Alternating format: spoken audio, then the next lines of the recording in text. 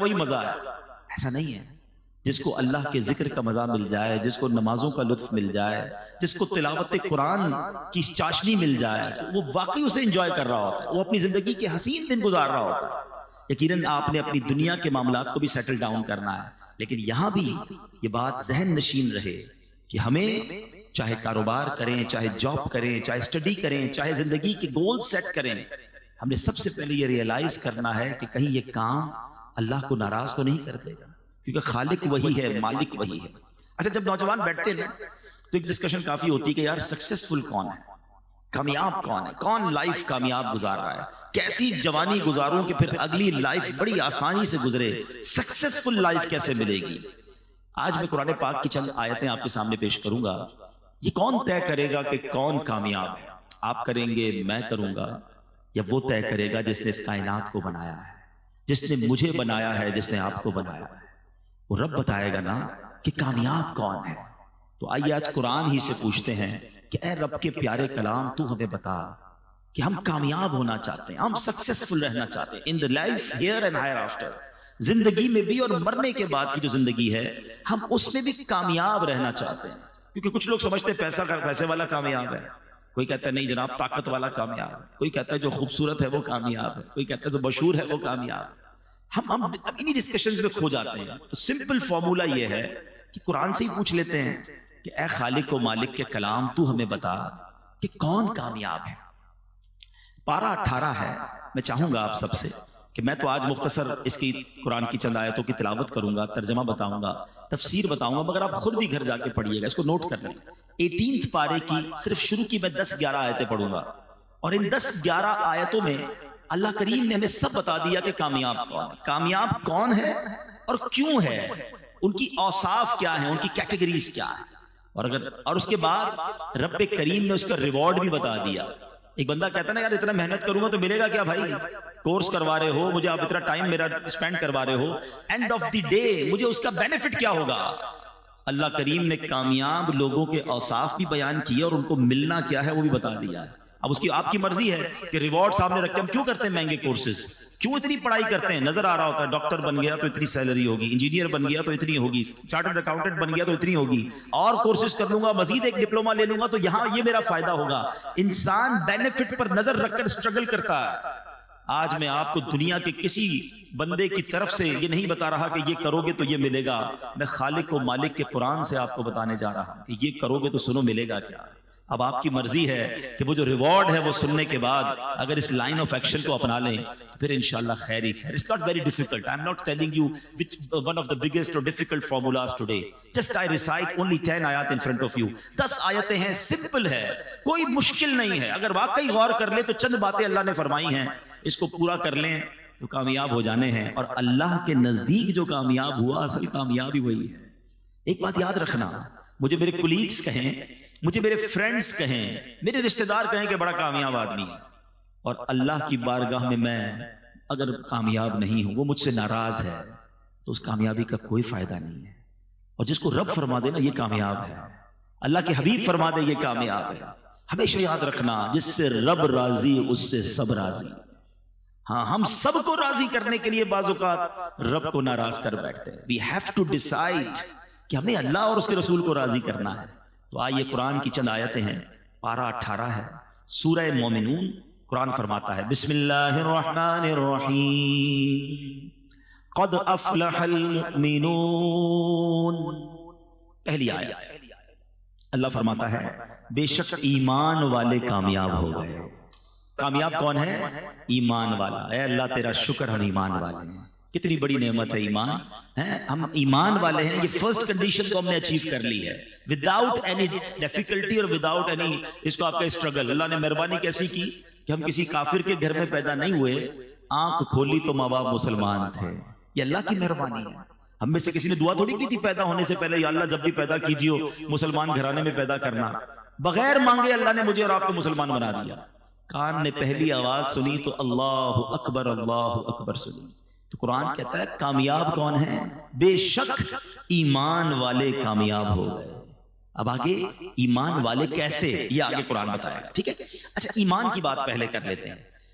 ہمیشہ یاد رکھیں the most precious thing which we have, ہمارے پاس جو کچھ چیزیں ہیں ان میں سب سے قیمتی چیز اگر کچھ ہے تو وہ ایمان ہے.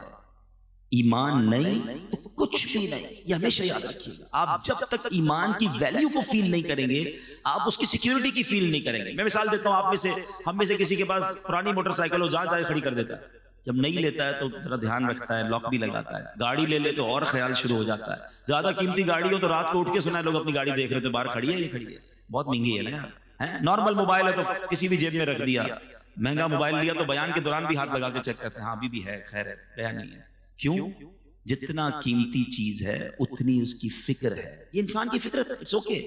پیسے تھوڑے ہوتے جیب میں رکھتے ہیں, زیادہ ہوتے بینک میں رکھتے ہیں, لاکر میں رکھتے ہیں. لیکن اگر واقعی ہم نے یہ مانا ہے کہ ہماری سب سے قیمتی چیز ہمارا ایمان ہے, تو I have one question for all of you. پھر میرا آپ سے سوال ہے کہ کب ایمان کی حفاظت کی فکر کی ہے؟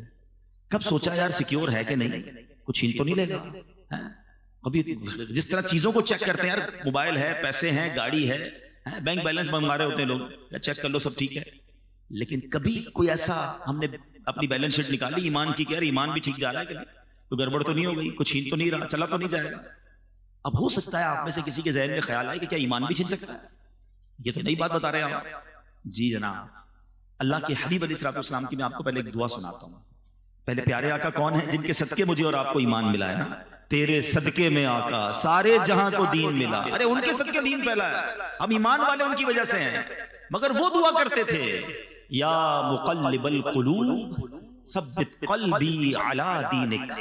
اے دلوں کو پھیرنے والے, میرے دل کو اپنے دین پر ثابت قدمی عطا فرما. اب ذرا سوچئے کہ اللہ کے حبیب یہ دعا کر رہے ہیں کہ یا اللہ دل پھر نہ جائے. یہ میری اور آپ کی تعلیم کے لیے کہ میری امت تو یہ دعا کرے نا.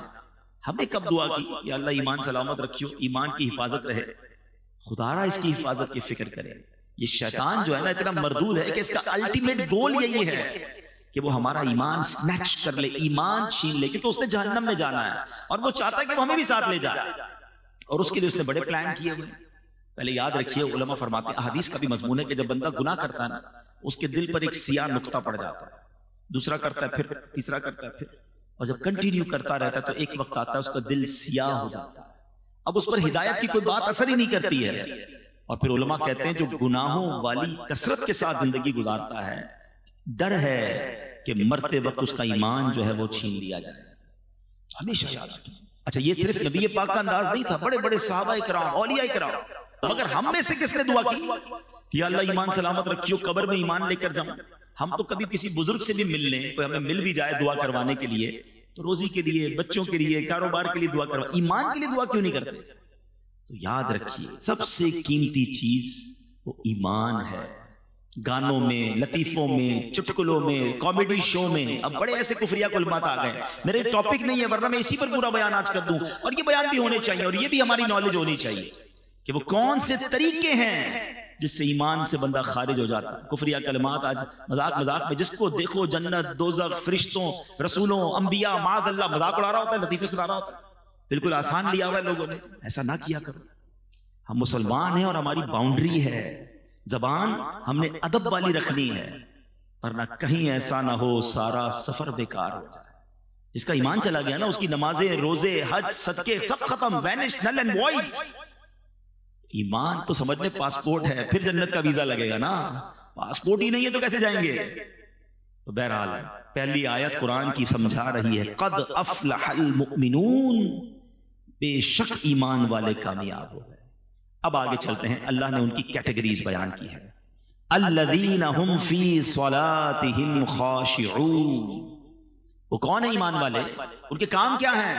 پہلا وصف اللہ قرآن میں فرماتا ہے جو اپنی نماز میں خشوع و خضوع والے, فوکس کرتے ہیں, نماز کو پراپر پڑھتے ہیں. اب نماز پراپر طریقے سے پڑھنے والے, یہ ایمان والے وہ ہیں جو کامیاب ہیں. بڑی تعداد تو نماز ہی نہیں پڑھتی ہے, خشوع و خضوع تو بات کی بات ہے نا.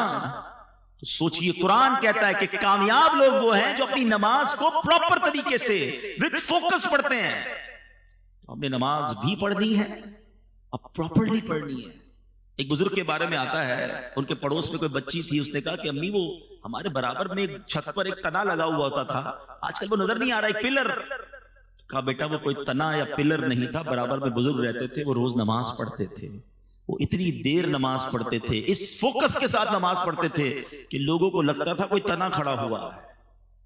لیکن آج تو نماز میں یہ حال ہے کہ دھیان کہیں ہے، دل کہیں ہے، اتنی تیزی سے لوگ نماز پڑھتے کہ سمجھ ہی نہیں آتی کیا پڑھا اتنی دیر میں۔ ایک بار نبی پاک علیہ الصلوۃ والسلام کی بارگاہ میں ایک شخص آیا، اس نے نمازیں ادا کی، نبی پاک نے فرمایا تمہاری نماز ٹھیک نہیں ہوئی ہے، دوبارہ پڑھو۔ پھر پڑھنے گیا، واپس آیا، پیارے آقا نے کہا تم نے نماز ٹھیک نہیں پڑھی، دوبارہ پڑھو۔ پھر آیا پیارے آقا نے تیسری بار اس سے کہا دوبارہ پڑھو، کہا حضور مجھے ایسے ہی آتا ہے، میں نے تو سیکھی ایسے ہے۔ فرمایا یہ وہ نماز نہیں، حدیث کا خلاصہ ہے، اطمینان سے رکوع کرو، اطمینان سے سجدہ کرو، اطمینان سے قیام کرو۔ پیارے آقا علیہ السلام نے فرمایا بدترین چور وہ ہے جو نماز کا چور ہے۔ نماز کو مذاق نہ بنائے، نماز یہ اللہ کی بارگاہ میں حاضری کا وقت ہے، اس کو اہتمام کیجئے، اس کو گویا سیلیبریٹ کیجئے۔ مثال کے طور پہ آپ کو وزیر اعظم بلا لیں، کوئی وزیر اعلیٰ بلا لیں، کوئی منسٹر بلائے، کتنا تیار ہو کے جاتے ہیں، پورے محلے کو پتہ چل جاتا ہے کسی بڑی دعوت میں جا رہے ہو تو اتنے پرفیوم لگا کر، اتنے عطر لگا کے لوگ نکلتے ہیں، وہ والے کپڑے استری کروں گا، وہ والے جوتے پہننے، یار یہ تو پچھلی دعوت میں پہن لیے تھے، اب ذرا دوسرا کلر پہننا ہے، سب اہتمام ہے۔ نماز پڑھتے وقت نہ لباس کا خیال ہے، نہ صفائی کا خیال ہے، نہ توجہ ہے۔ ایسا نہ کریں، اپنی نماز کی حفاظت کریں، پراپر طریقے سے پڑھیں۔ ایک میں فارمولہ بھی بتا دیتا ہوں، کچھ لوگ کہتے ہیں یار نماز پڑھتے ہیں تو دھیان کہیں اور ہوتا ہے۔ وہ چٹکلا مشہور ہے نا کہ ایک شخص تھا، وہ اس کی جماعت چلی گئی، عشاء کی جماعت، دکاندار تھا، وہ رونے لگا۔ لوگوں نے کہا اب جماعت چلی گئی اس لیے رو رہے ہیں؟ کہتے جماعت چلی گئی اس لیے نہیں رو رہا، روز عشاء کی نماز میں امام صاحب تلاوت کرتے تھے، میں دکان کا حساب کرتا تھا، اب امام صاحب نے نماز تو پڑھا دیا، مجھے خود اپنی نماز بھی پڑھنی پڑے گی، الگ سے حساب بھی کرنا پڑے گا۔ تو مسئلہ یہ ہے کہ نماز میں سارے خیالات آتے ہیں، اس کی وجہ یہ ہے کہ ہم نماز کے مطلب کو نہیں سمجھتے۔ اگر نماز میں جو ہم تلاوت کرتے ہیں نا، اس کو ترجمے سے پڑھ لینا ایک بار۔ میں اس کا ایک مشورہ دیتا ہوں، جو چاہتے ہیں کہ ان کا نماز میں دھیان نہ بٹے، تو ایک فارمولہ یہ ہے کہ آپ 30واں پارہ قرآن پاک کا 30واں پارہ اور سورہ فاتحہ، اس کو پراپر ترجمے اور تفسیر سے 2-3 بار پڑھ لیں۔ میں آپ کو مشورہ بھی دیتا ہوں، تفسیر قرآن صراط الجنان، یہ موبائل فون پر بھی موجود ہے، انٹرنیٹ پر اس کی اپلیکیشن بھی موجود ہے، ڈاؤن لوڈ کر لیں، منگوا لیں، 2-3 بار پڑھ لیں 30واں پارہ۔ آپ یقین کریں آپ کی زندگی مزیدار ہو جائے گی، کیونکہ نارملی امام صاحب 30ویں پارے سے کوئی نہ کوئی سورت تلاوت کر رہے ہوتے ہیں۔ اب جب وہ سورہ فاتحہ پڑھیں گے نا تو آپ کو پتہ چل جائے گا بات کیا ہو رہی ہے۔